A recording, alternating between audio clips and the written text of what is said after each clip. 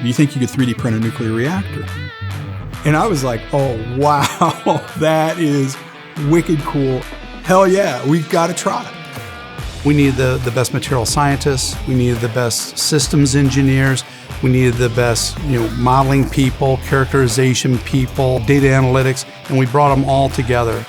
Moonshot is one of these things where it seems like such an obvious idea, but it wasn't until you got this team together and all of a sudden you're like, yeah, we can do that.